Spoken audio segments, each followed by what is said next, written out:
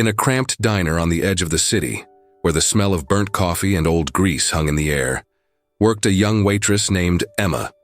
Her days were long, her tips were short, and dreams felt like a luxury she could no longer afford. With her hair always tied back and shoes worn thin, Emma had learned to smile even when life offered no reason to.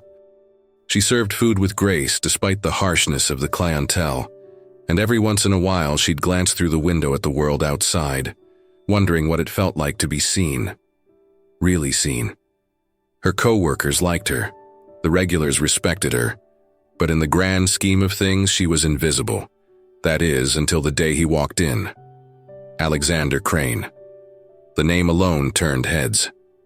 Feared in boardrooms, respected in the media, and whispered about at charity events, he was the kind of billionaire who rarely smiled and never wasted time.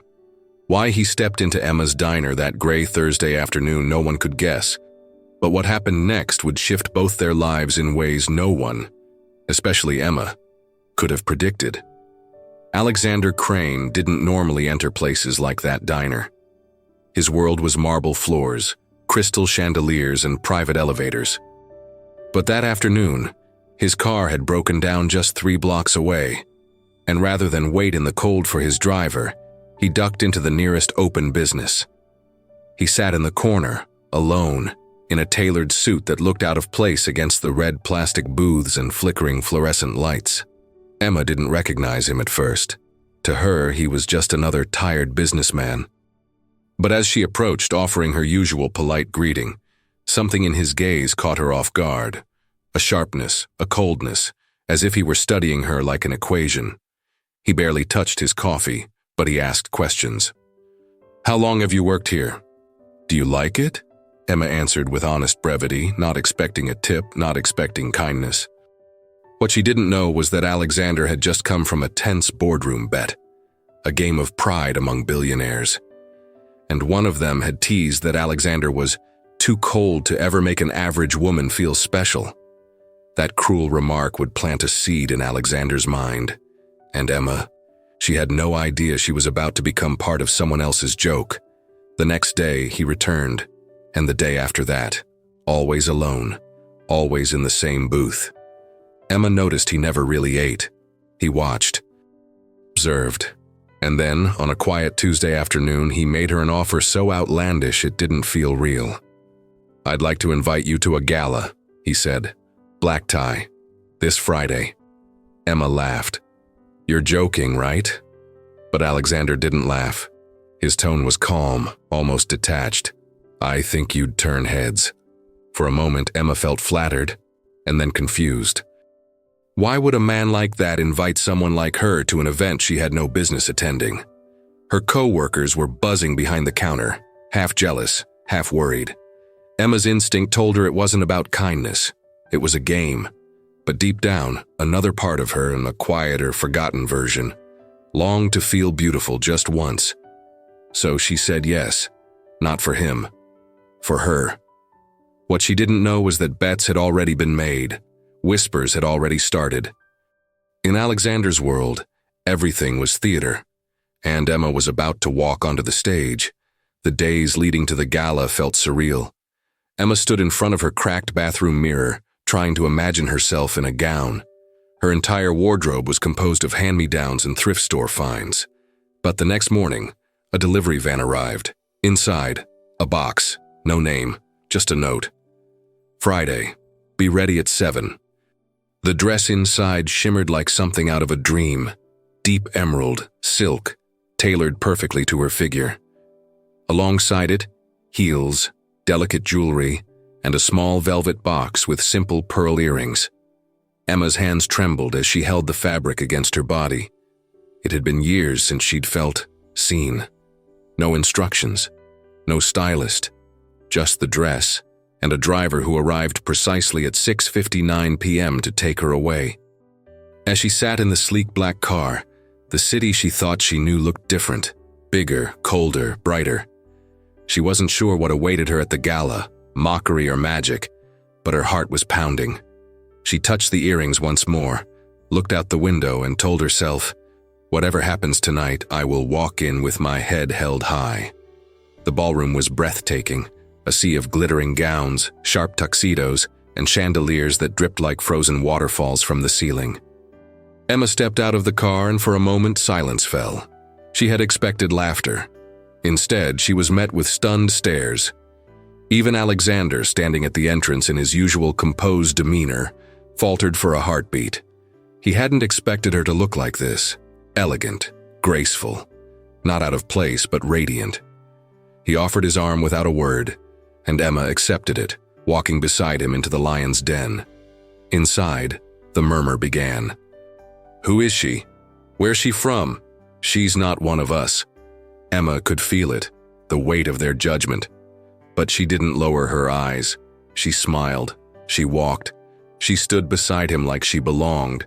And Alexander, the man who never blinked under pressure, found himself glancing at her more than the cameras. Something was shifting. A man who brought her here as part of a game was starting to forget where the line between act and admiration blurred. Drinks flowed, music played. And all around them, conversations crackled with politeness hiding poison. Emma tried to blend in, but it was impossible. People stared. Some smiled with thin lips, others whispered behind glasses of champagne. One woman, draped in diamonds, leaned in and asked sweetly, "Which designer did you borrow that dress from?" Emma answered honestly, "I don't know. It just arrived." The woman laughed, not kindly. Alexander watched it all. Something in him, pride, guilt, stirred. He had brought her into this world as a spectacle, but now she was outshining it. Emma didn't speak like the others. She listened. She asked sincere questions. She laughed without pretense. She wasn't trying to impress anyone, and that authenticity was disarming. Later that night, a toast was called. Alexander raised his glass, and without realizing it, his eyes went to Emma. The room followed his gaze. For the first time in years, he looked uncertain. And Emma? She looked like she had nothing to prove. That night, the joke had started to lose its punchline. The dance floor was a swirl of silk and laughter. Alexander, despite his reputation, had never been known to dance. But something compelled him to offer Emma his hand. She hesitated, not because she didn't want to, but because she didn't trust it. Still, she stepped forward. As they moved under the golden lights, the music softened, and so did the air between them. "Why did you really invite me?" she asked, her voice barely audible. He didn't answer right away. "Does it matter?" She met his eyes. "It does to me." He paused. At first, it was a dare. She nodded. "I figured." But she didn't let go of his hand. "And now?" He looked down at their feet, then back at her. "Now I'm not so sure." Emma didn't smile. She didn't cry. She just kept dancing. For a man who had built empires and destroyed competitors, facing honesty in a woman's eyes was suddenly the hardest thing he'd ever done.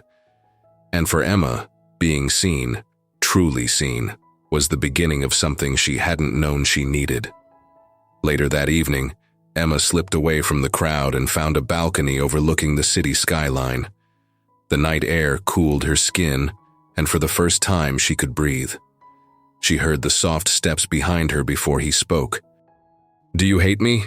Alexander asked. She turned to him slowly. "No," she said, "but I pity you." That caught him off guard. "Why?"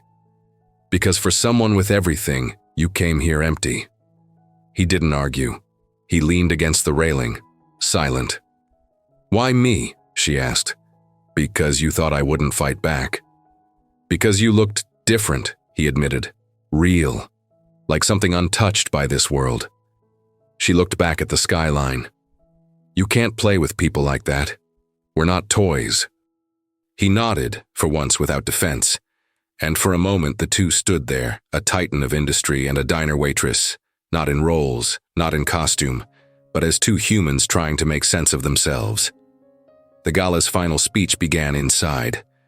Alexander was supposed to give it, a tradition, a formality, but instead of walking to the stage, he stayed on the balcony watching Emma.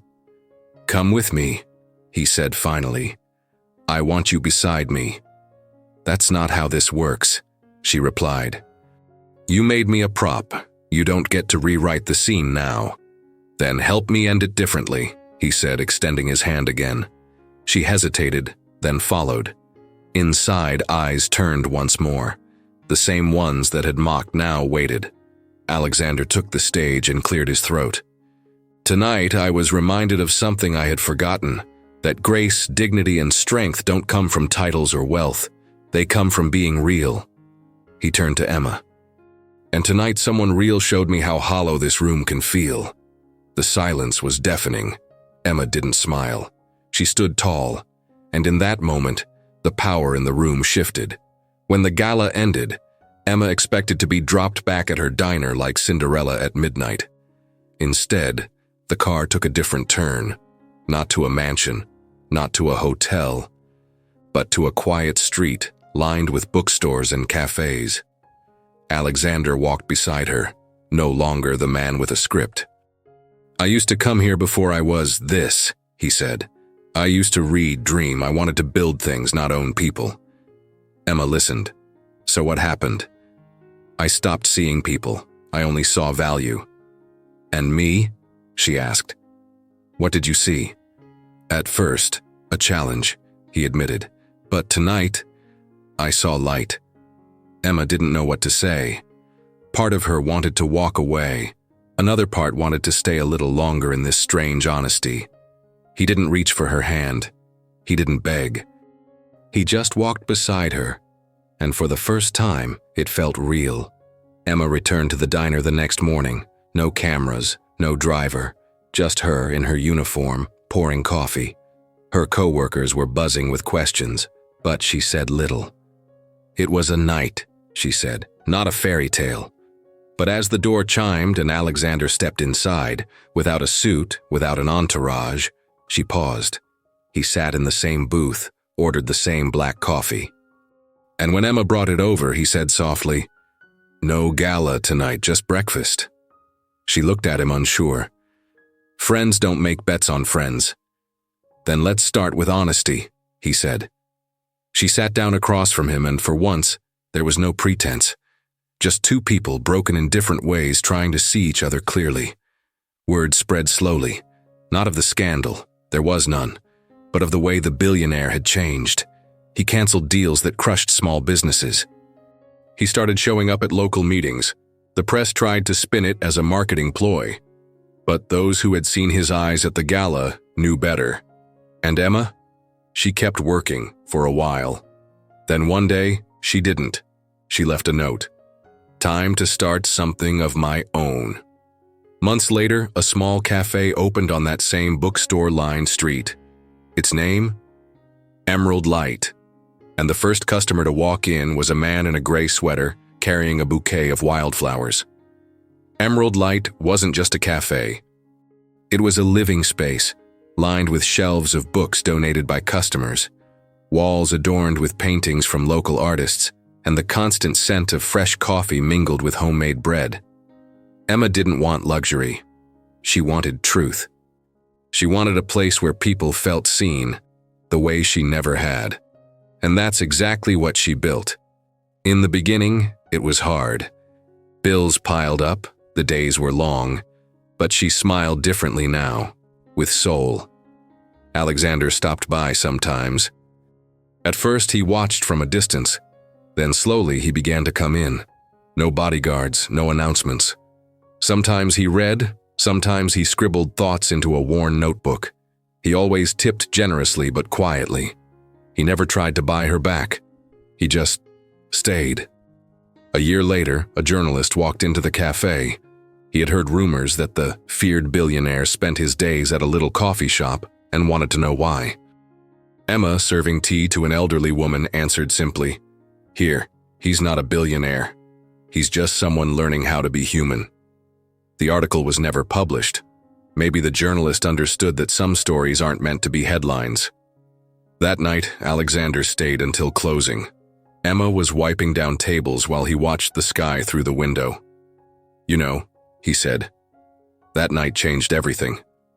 She answered without looking at him, "It changed because you chose to change." "I was just the mirror," he nodded. "I used to be afraid of losing. Now, I'm afraid of not feeling." She smiled for the first time that evening. Feeling is what makes us alive.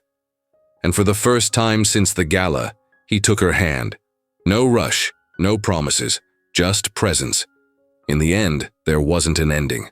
Not the kind you write with a period and quotation marks. There was a morning like any other. The cafe doors swinging open to the scent of rain, and two people who had once been strangers, now sharing silence without needing to fill it. Emma watered the plants by the window. Alexander read the newspaper, occasionally looking up just to watch her move. They didn't need declarations, they didn't need fairy tales. What they had was something quieter, something earned.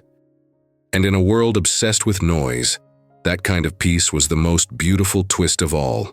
If this story moved you, don't forget to like the video, subscribe to the channel, and turn on notifications for more emotional and unforgettable stories. Now tell us, have you ever felt underestimated only to prove everyone wrong? Let us know in the comments below.